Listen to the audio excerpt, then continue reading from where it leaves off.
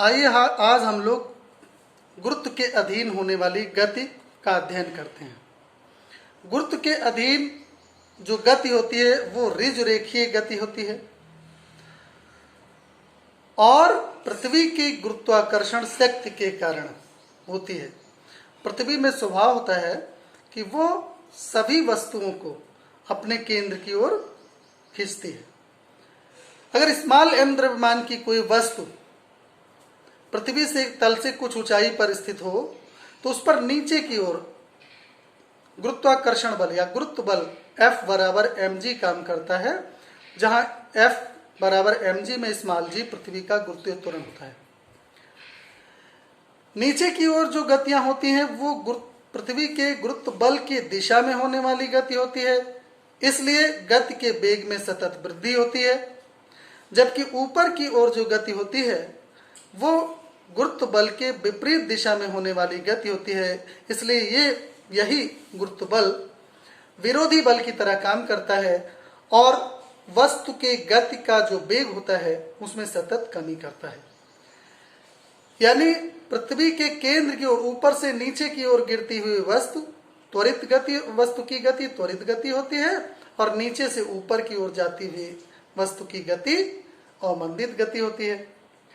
चूंकि गुरुत्व के अधीन होने वाली गति ऋजु रेखीय गति होती है, इसलिए ऋजु रेखीय गति के तीनों समीकरण गुरुत्व के अधीन होने वाली गति में प्रभावी होते हैं। फर्क सिर्फ इतना होता है कि दूरी के स्थान पर हम h हाइट लेते हैं, रेखीय त्वरण स्मॉल a के स्थान पर गुरुत्वीय त्वरण स्मॉल g लेते हैं। प्रारंभिक वेग और अंतिम वेग और समय इनके लिए वही सिंबल इस्तेमाल किए जाते हैं जो ऋजु रेखीय गति के लिए किए जाते हैं। इस तरह से अगर हम देखें तो गुरुत्व के जो अधीन गति होती है उसके दो भाग हो जाते हैं, ऊपर से नीचे गिरती हुई वस्तु की गति और नीचे से ऊपर जाती हुई वस्तु की गति। ऊपर से नीचे की ओर गिरती हुई वस्तु के लिए अगर हम समीकरण लिखें, ऊपर से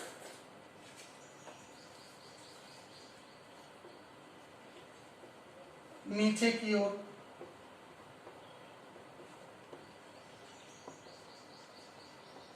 गति अगर हो रही है तो गति का पहला समीकरण b बराबर u प्लस at होता है, उसकी जगह पर हो जाएगा gt।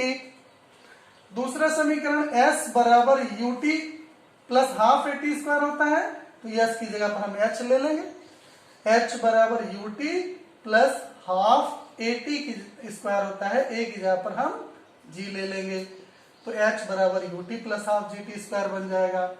और तीसरा समीकरण b स्क्वायर बराबर u स्क्वायर प्लस 2as होता है, यहाँ 2gh हो जाएगा। ठीक है, यही गति यहाँ पर क्या किया गया, ऊपर से नीचे की ओर जो गति हो रही है इसमें g को क्या लिया गया है, पॉजिटिव लिया गया है, पॉजिटिव लिया गया है। यानी ये जो त्वरण होता है वो त्वरक होता है, वेग को बढ़ाता है। और अगर गति नीचे से ऊपर की ओर हो रही है, ऊपर की ओर, तो नीचे से ऊपर की ओर होने के कारण जो गति होती है वो अवमंदित गति होती है, इसलिए g का जो साइन लिया जाएगा वो नेगेटिव लिया जाएगा और ये अवमंदक का काम करेगा। क्या करेगा, अवमंदक का काम करेगा। तो जहां जहां g को प्लस लिया गया है वहीं हम g को माइनस ले लें तो गुरुत्व के अधीन नीचे से ऊपर जाती हुई गति के लिए तीनों समीकरण हमें मिल जाएंगे। v बराबर u माइनस gt, h बराबर ut minus half gt square, v square is equal to u square minus 2gh मिल जाएगा। ठीक है, ध्यान रखना है इसमें। यहां ध्यान देने वाली बात यह है कि जो ऋजु रेखीय गति के समीकरण स्थापित किए गए हैं इन सब में ये कंसीडर किया गया है कि जो मूवमेंट हो रहा है वो कोऑर्डिनेट एक्सिस के ओरिजिन पॉइंट से हो रहा है, यानी मूल बिंदु से गतियों को लिया गया है।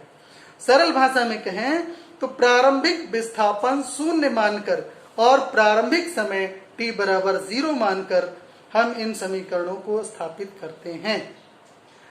यदि कहीं ऐसी स्थिति बन जाए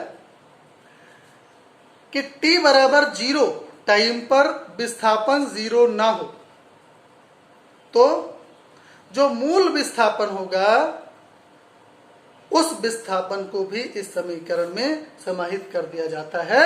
इसको अभी हम लोग प्रमुख बातों में इसकी हम चर्चा करेंगे अलग से। अभी देखिए, एक फ्रीली फॉलिंग बॉडी की बात होती है, मुक्त पतन की बात होती है। मुक्त पतन क्या है? मुक्त पतन वो पतन होता है जिसमें प्रारंभिक वेग शून्य होता है, और गुरुत्व के अधीन जो मुक्त पतन होता है उसकी खासियत क्या है?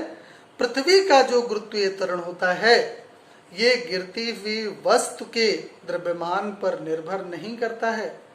यानी चाहे हाथी गिर रही हो और चाहे चींटी गिर रही हो, दोनों गिरती हुई वस्तुओं पर एक समान रूप से गुरुत्वीय त्वरण जी काम करता है।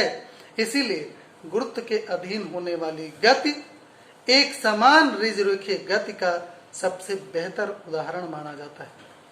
ठीक है, तो जब मुक्त पतन होता है तो मुक्त पतन में प्रारंभिक वेग 0 होता है। क्या होता है? प्रारंभिक वेग 0। अगर किसी पतन में प्रारंभिक वेग 0 नहीं है तो वो मुक्त पतन नहीं हो सकता है। अगर हम प्रारंभिक वेग किसी वस्तु को दे देते हैं तो यहाँ बात क्या होती है? यहाँ एक्सटर्नल फोर्स हमें अप्लाई करना पड़ता है, और जब हम एक्सटर्नल फोर्स अप्लाई कर देते हैं तब ये गति गुरुत्व के अधीन गति फिर स्वतंत्र गति नहीं रह जाती है।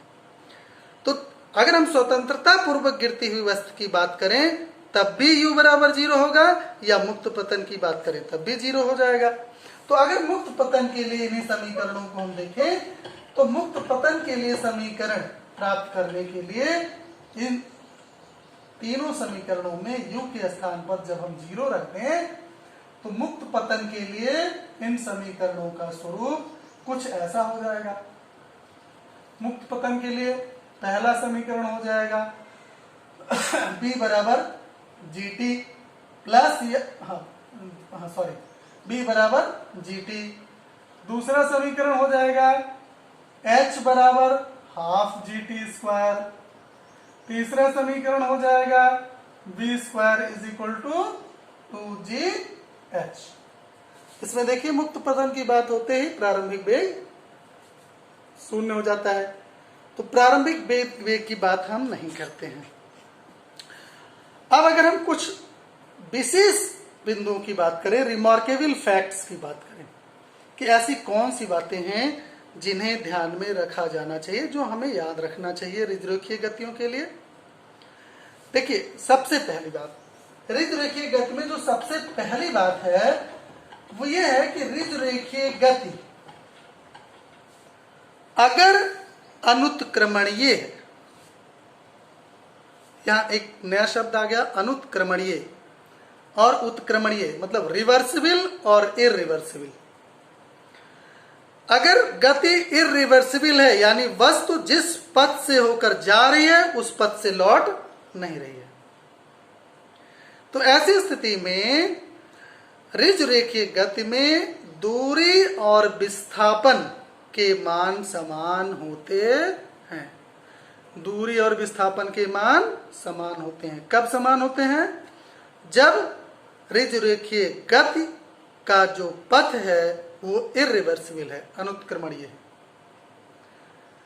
लेकिन अगर ऋजरेखीय गति करती हुई वस्तु का जो पथ है वो उत्क्रमणीय है, रिवर्सिबल है, जैसे किसी वस्तु को जमीन से हमने ऊपर की ओर उछाला तो वस्तु ऊपर की ओर जाती है, जैसे जैसे वो ऊपर उठती है वैसे वैसे उसका वेग घटता जाता है, और एक स्थिति ऐसी आती है कि वो हाईएस्ट पॉइंट पर पहुंचकर रुक जाती है, और रुकने के बाद क्या होता है? वो पुनः उसी पथ पर वापस लौट आती है।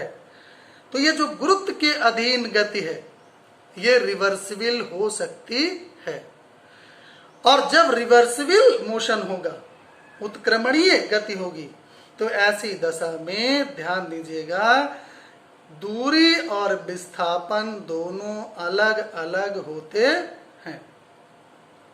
क्या अलग अलग होते हैं? दूरी और विस्थापन कब अलग अलग होते हैं? जब ऋजुरेखीय गति का पथ उत्क्रमणीय है, यानी रिवर्सिबल मोशन हो रहा है। और जब इरिवर्सिबल मोशन हो रहा है तब दूरी और विस्थापन दोनों समान होते हैं। अगली बात देखिए, जो ऋजुरेखीय गतियां होती हैं इनके 3 समीकरण हमने स्थापित कर लिए हैं। सामान्य से समीकरण b बराबर u plus a t, s बराबर u t plus half a t square, b square is equal to u square plus 2as।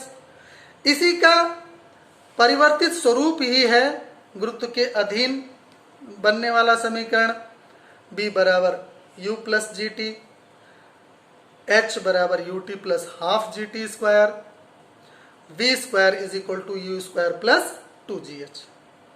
मूल इसका ऋजुरेखीय गति का ही समीकरण होता है।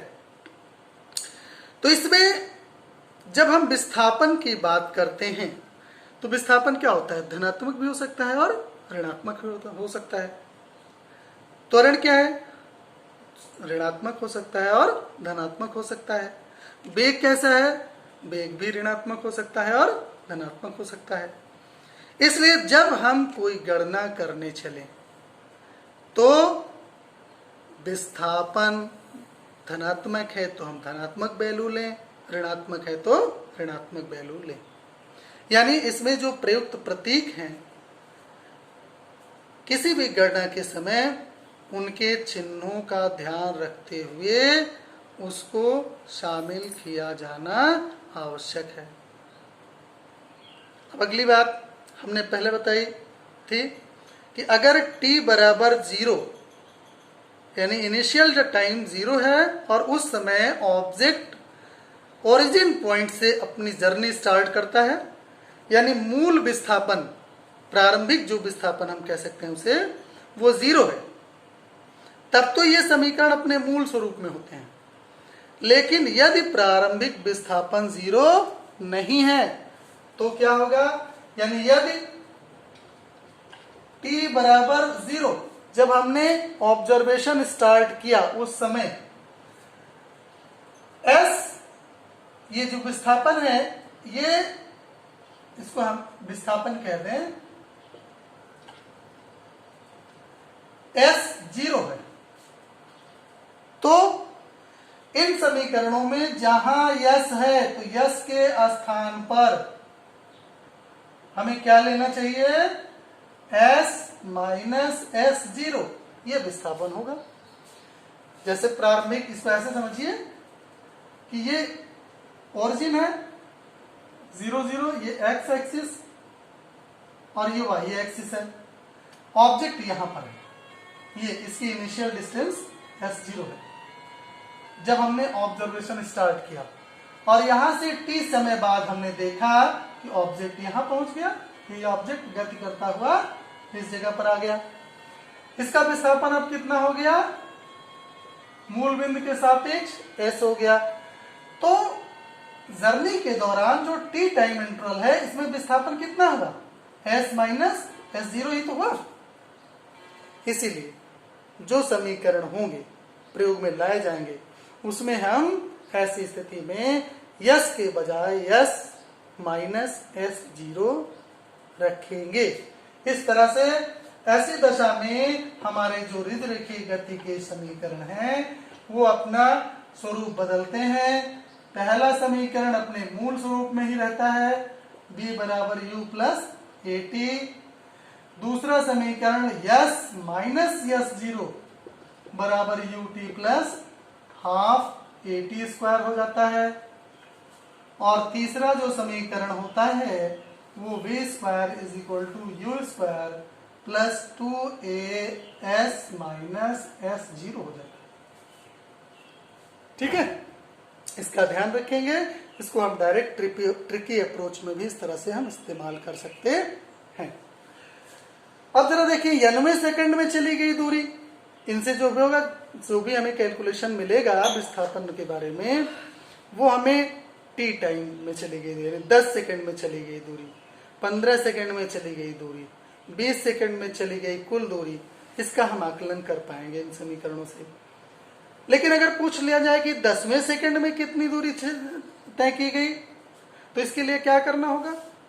अगर हमसे पूछा जाए कि रिजरेखीय गति करता हुआ ऑब्जेक्ट 10वें सेकंड में कितनी दूरी तय करता है, तो ऐसी स्थिति में हमको करना क्या चाहिए? 10 सेकंड में चली गई कुल दूरी निकालना चाहिए, फिर 9 सेकंड में चली गई दूरी निकालना चाहिए, और दोनों दूरियों का अंतर निकाल लें, तो जो अंतर मिलेगा वो 10वें सेकंड में चली गई दूरी हो जाएगी।